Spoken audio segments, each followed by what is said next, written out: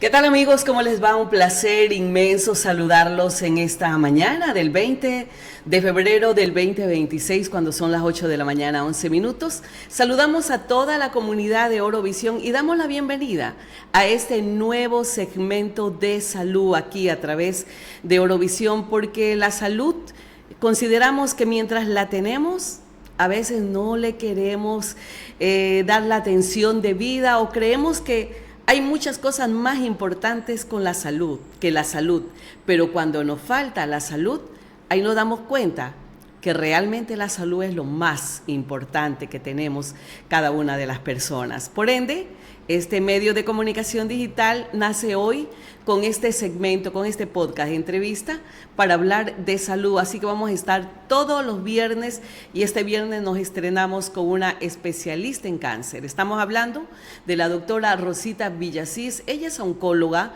presta sus servicios en una institución muy reconocida acá en nuestro medio y también tiene un centro especializado para tratar justamente a pacientes oncológicos, a quien le queremos dar la más cordial bienvenida también a nuestro nuevo auspiciante del día de hoy. Estamos hablando de Vida Activa, que es un centro de recreación para adultos mayores, atención integral para el bienestar cognitivo, físico y emocional.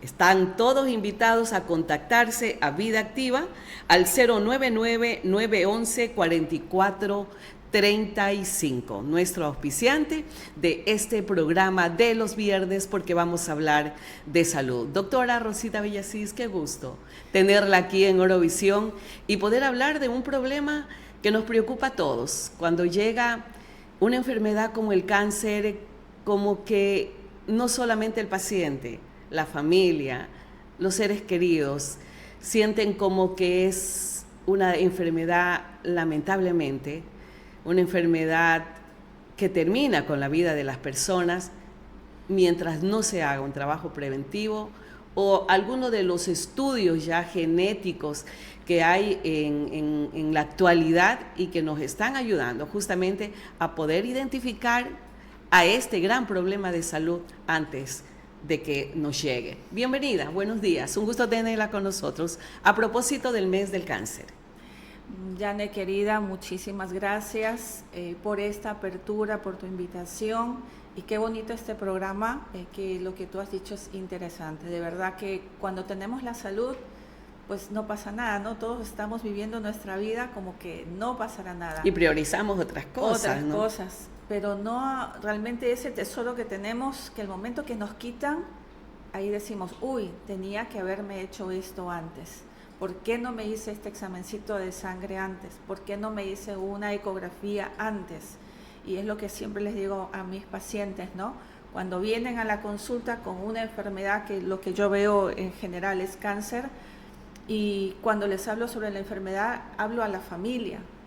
Esto a lo mejor lo pudimos haber detectado en otro periodo, en otra etapa. En otro escenario, ¿no? Así es. Tal vez como para poder tomar Exacto, acciones. Claro, sí. Entonces ahí vienen los pensamientos. Si me hubiese hecho un examen de sangre, o si me hubiese hecho una imagen, o si hubiese acudido al médico cuando apenas empecé con los síntomas.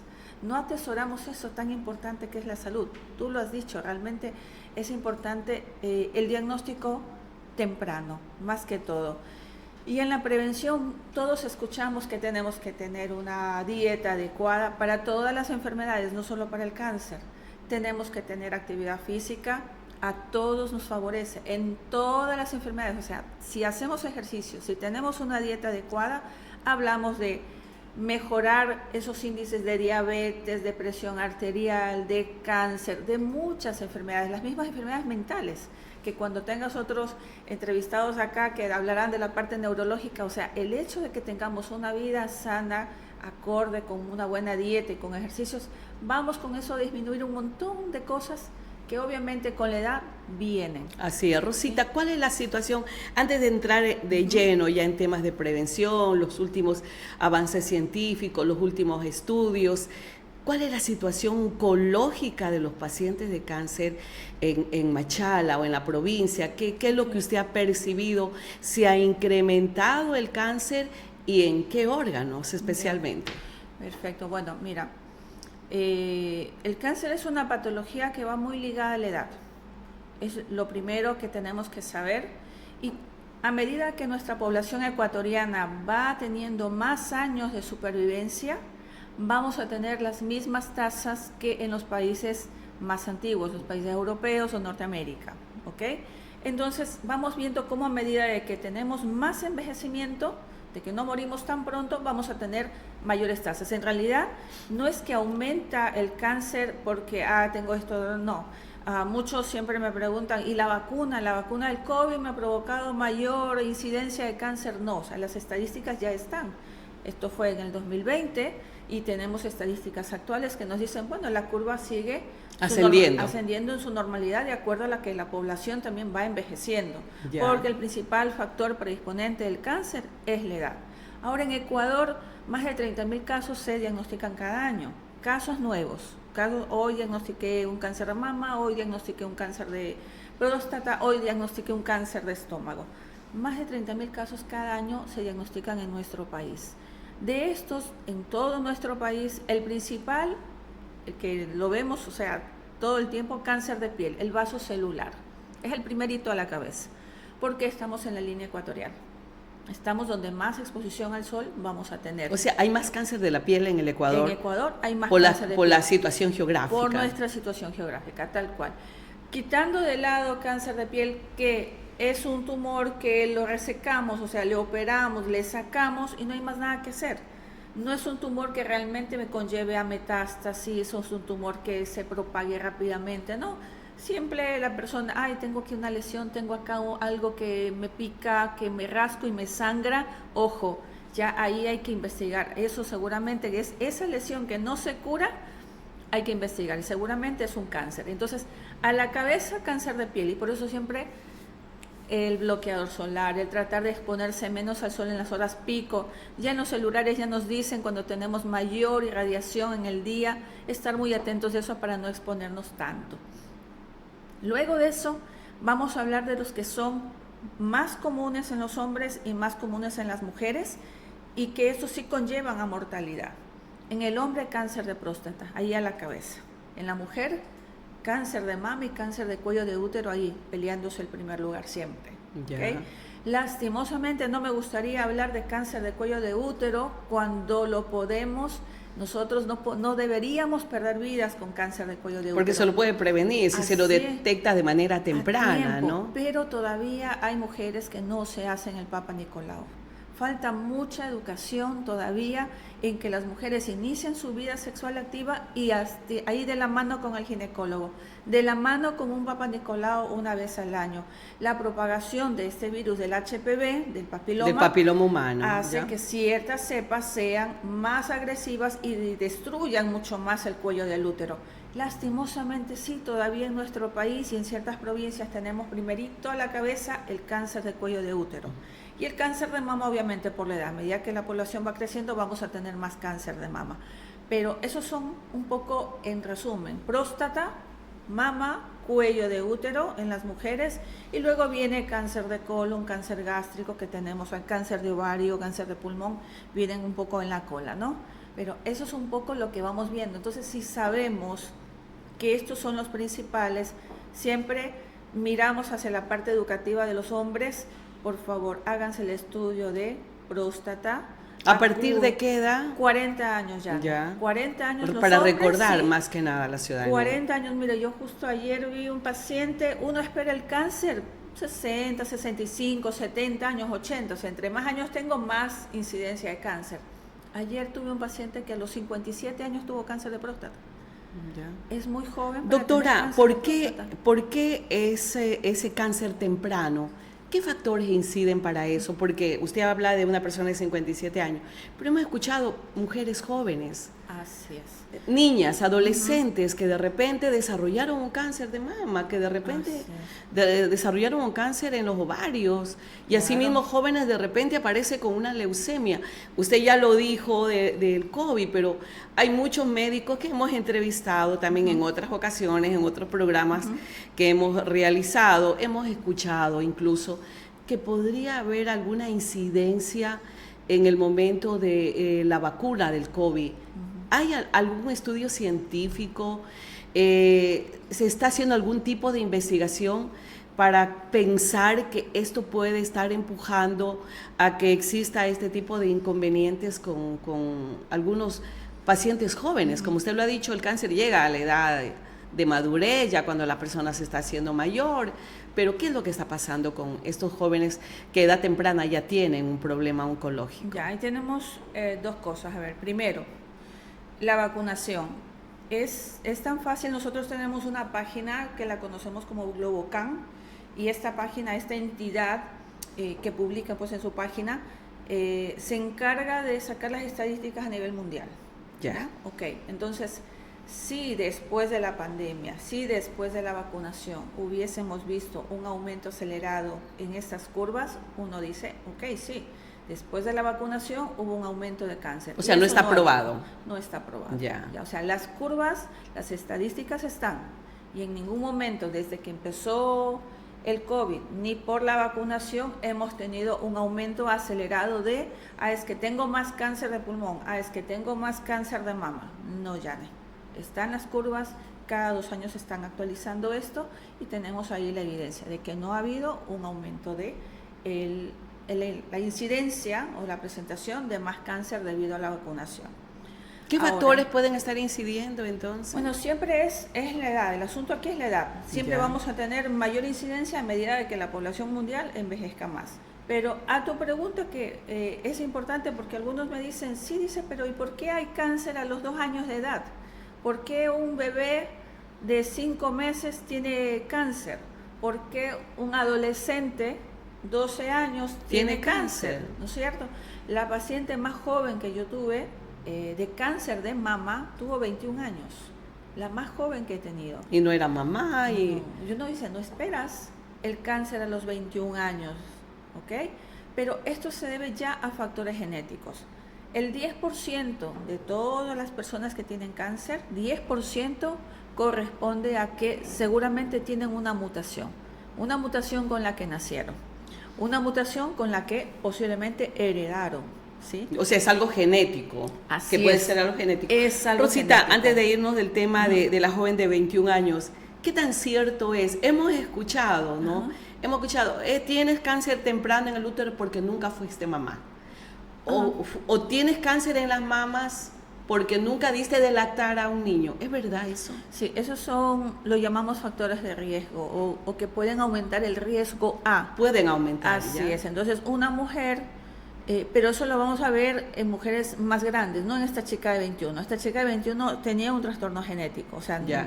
Fue identificado el problema. Totalmente. Que nació justamente con ese problema. Ella nació con una mutación y su familia, por parte de papá, todos tenían cáncer. Ya. Entonces ya uno pregunta, ¿no? ¿Y alguien en tu familia tiene cáncer? Sí, mi papá tuvo cáncer de cabeza y cuello, mi tía tuvo cáncer de pulmón, ella tuvo cáncer de mama. Todos en la familia tenemos algún parientes, cercano, algún sí. pariente, hermano o tío, abuelos que vienen arrastrando ese tipo de enfermedades oncológicas. Pero ¿no? depende de esa consanguinidad, o sea, si es mi papá, si son mis hermanos o son mis tíos, tengo una mayor cercanía. A que no es que es el primo de mi papá, o sea, ya, y uno. Ya, o sea, entre más cerca sea el pariente, más posibilidades de que tengas un riesgo, o sea, ya. Aumenta tu riesgo, ya, aumenta. Perfecto. Ya no tengo un familiar, tengo 2, aumenta tu riesgo. Ya no tengo 2, tengo 3, aumenta mucho más el riesgo de que tú puedas presentar, porque no todas las familias, no todos los hijos o todos los familiares conllevan esa mutación. Muchos le heredan, muchos no. Vamos a hablar también de ese tema más adelante, cómo prevenir y cómo identificar a que el cáncer me llegue. Ajá. Porque entiendo que ya hay estudios genéticos que se pueden, es un examen, entiendo, un poco caro, pero que los ciudadanos pueden acceder y saber si después de cuántos años voy a tener cáncer, ¿no? Doctora, para no alejarnos de los adultos mayores, especialmente a las personas en edad madura, que pasan los 50 o 60 años y de repente les aparece un cáncer, ¿qué factores inciden para eso? Si bien es cierto, sí, con la edad ya viene un desgaste. Primero. Sí, pero ¿qué factores podrían incidir? No sé, se me ocurre, puede ser emocional, el hecho de que hay adultos mayores que que ya llegaron a los 60, 70 años y creen que deben estar sentaditos ahí en una silla viendo televisión, o sea, pierden totalmente la actividad, o adultos mayores que se sienten tal vez abandonados, o personas que no son atendidas a tiempo para que puedan seguir teniendo una vida ágil.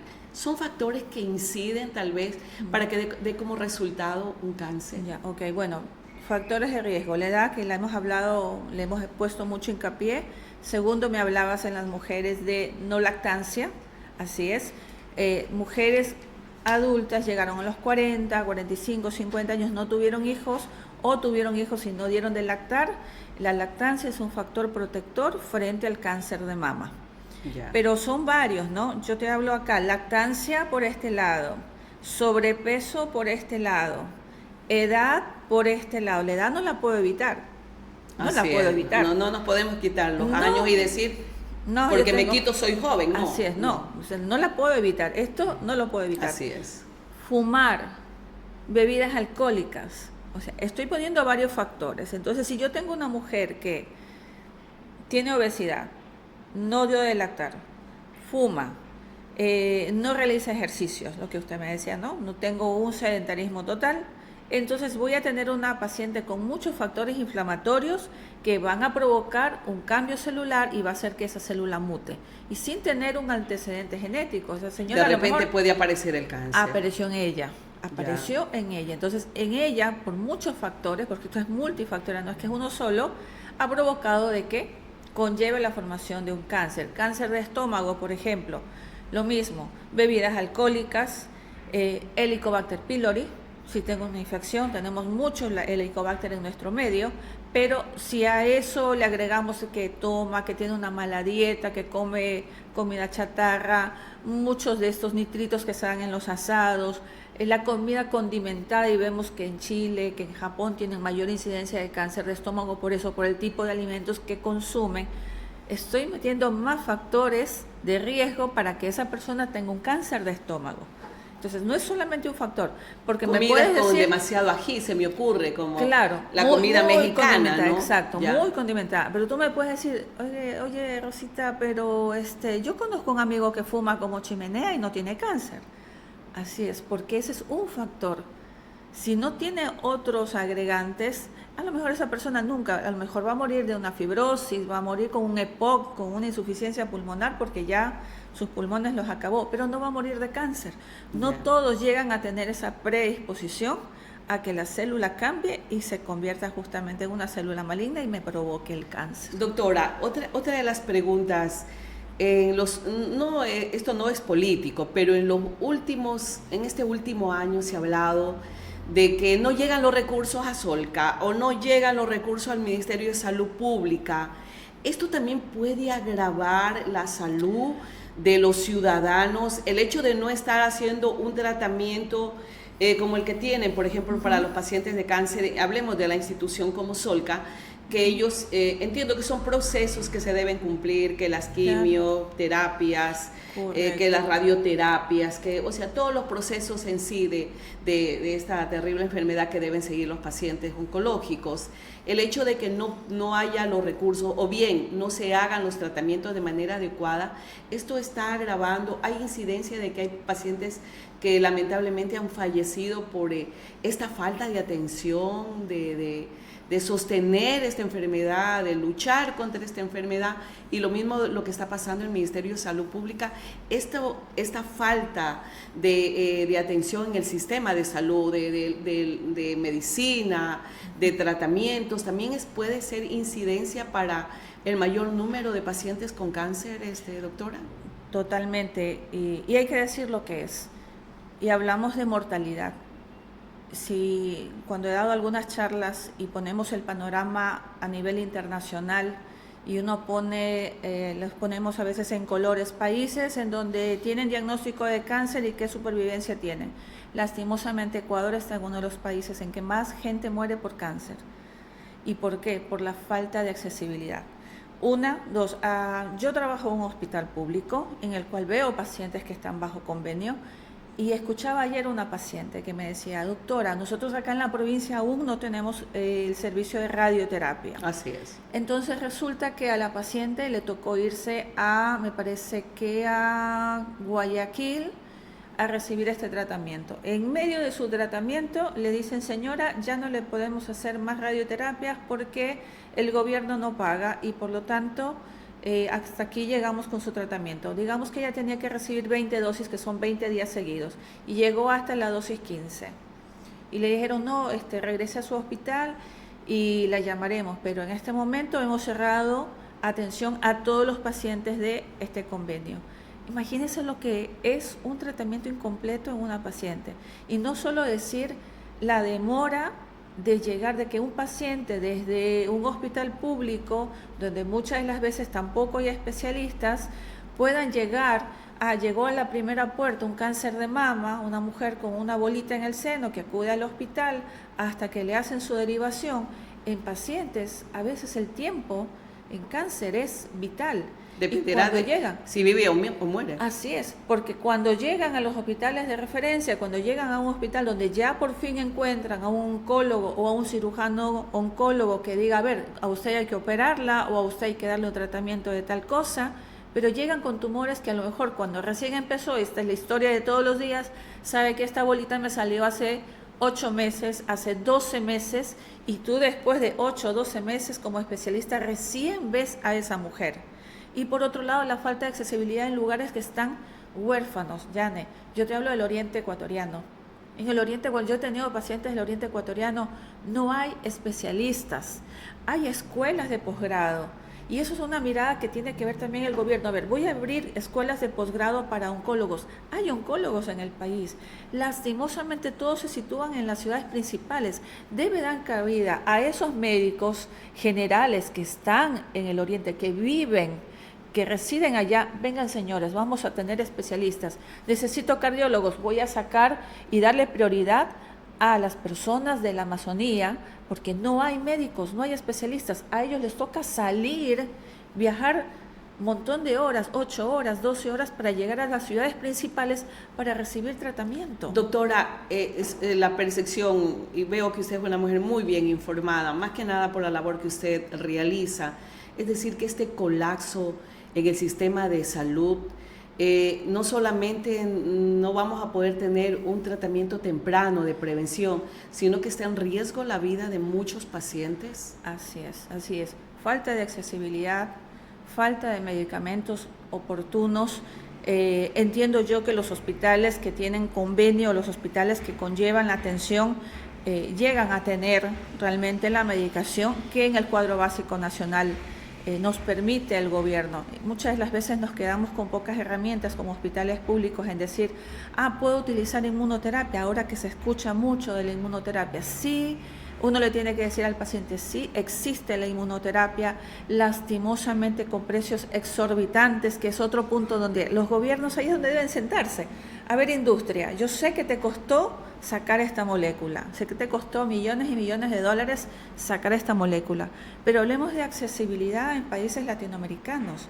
Si una molécula, no sé, te cuesta $10,000 solo la medicación y cada mes no hay bolsillo ni del gobierno ni de una persona particular, es decir, ni los seguros de salud privados, porque hasta esos te ponen un tope. Imagínate el ciudadano que vive con el día a día. El día a día. Imposible, entonces le toca quedarse, bueno, pues esperaré aquí a que la muerte que llegue, me llegue, más. Sí, porque ya no puedo hacer más. Entonces, esas son las conversaciones que realmente debemos tener con la industria, con la investigación. Hacer investigación podemos nosotros, porque vemos que Argentina, Uruguay tienen fábricas de medicamentos. Ellos pueden producir. Y doctora, nosotros no. Doctora, ¿y hay ya vacunas que se están haciendo ya en otros países? Claro que sí. O sea, para la prevención del cáncer. Más que prevención, al momento que tiene el diagnóstico de cáncer, y hablamos ahorita Rusia, que ha sacado una de las últimas, pero es inmunoterapia, es lo mismo que ya tenemos. Si no me equivoco, una mexicana también con el tema del papiloma humano. Sí, también. Eso es un poco revertir la agresividad de ese papiloma. Sí, eso es la vacunación contra el papiloma, perfecto, porque nos ayuda a bajar justamente la agresividad. Ya me contagié, pero voy a bajar la agresividad y que no me venga un cáncer de lengua, cáncer de cuello de útero, cáncer de recto, ¿sí? Cáncer de cabeza y cuello. Ya. Pero el otro es la inmunoterapia, a lo que le decimos, entre comillas, vacunas. La inmunoterapia ya la tenemos, ya existe. Yo te hablo hace más de 15 años que yo ya estudiaba en Argentina, ya existía la inmunoterapia, ya la utilizábamos para melanoma. Recién está llegando en estos últimos años a nuestro país, recién la estamos utilizando, tenemos una aprobada en el cuadro básico para melanoma, pero para el resto de patologías no. Y existen, pero cada vez van apareciendo más moléculas, la que sacaron ahora para cáncer de colon en Rusia, y que bueno, en su país, en Rusia... También pues, hay una investigación con el tema del Helicobacter pylori también, ¿no? Así es, Sí. bajar todo lo que lleva a la prevención es bajar la agresividad como el papiloma y como el Helicobacter pylori. Quiero bajar la agresividad de ese factor predisponente a cáncer. ¿Cuándo tendremos acceso nosotros a eso, los ecuatorianos? Bueno, vacunación, tenemos dentro del plan de vacunación para ciertos serotipos, dentro del plan de gobierno, niñas de 9 años en adelante les vacunan en todos los subcentros y le hacen los planes de vacunación en escuelas, pero sí nos falta mucho para tener accesibilidad a otra medicación, a otras inmunoterapias. Esperemos este año. Está previsto que en junio publiquen el nuevo cuadro básico nacional de medicamentos. Y ojalá sean incluidos para el sistema de salud. Sí, ojalá que sean incluidos. Doctora, vayamos ya al tema privado, porque muchos ciudadanos van a querer, entiendo que hay muchos ciudadanos ya que han accedido a ese tratamiento inmunológico. ¿Qué es lo que dice la ciencia? ¿Qué es lo último que hay de investigación justamente para poder detectar? ¿Qué dice la investigación científica, genética que existe para poder detectar si es que en pocos meses o en pocos años voy a tener cáncer? Claro, ok, Janet, sí. En la actualidad, bueno, esto viene hace mucho tiempo, conversaciones que tengo con los pacientes que tienen diagnóstico de cáncer. Comenzamos la entrevista y dice, sí, es que mi papá tuvo cáncer. Ah, ya, ok. Es que mi tía tuvo cáncer de mama también y yo tengo ahora cáncer. Entonces, uno les pregunta, ¿y a tu papá o a tu tía le hicieron un estudio genético alguna vez? Porque ya tuvieron cáncer hace 10 años, 15 años. No, nunca nos dijeron eso.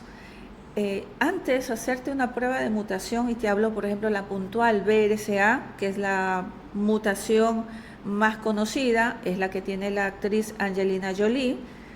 La mamá y la tía tuvieron cáncer de mama y ella se hizo el estudio. Te hablo hace más de 15 años, hacerte solo esa mutación puntual costaba $5,000. Solo una. En la actualidad, por la demanda y porque cada vez educamos mucho más a la gente en hacerse las pruebas, en decir, ¿será que yo tengo una mutación porque tuve un cáncer a temprana edad, antes de los 50 años? ¿Será que tengo yo una mutación porque mi familia tiene cáncer? Entonces ahí vienen test genéticos que los hacemos en sangre, tomamos una muestra de sangre, mandamos el estudio al extranjero y nos van a ver más de 60 genes, no solo uno.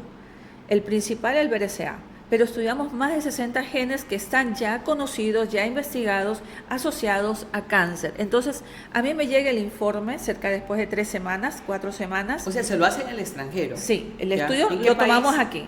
Lo mandamos en algunas ocasiones a Estados Unidos, otras ocasiones también lo mandamos a Dinamarca.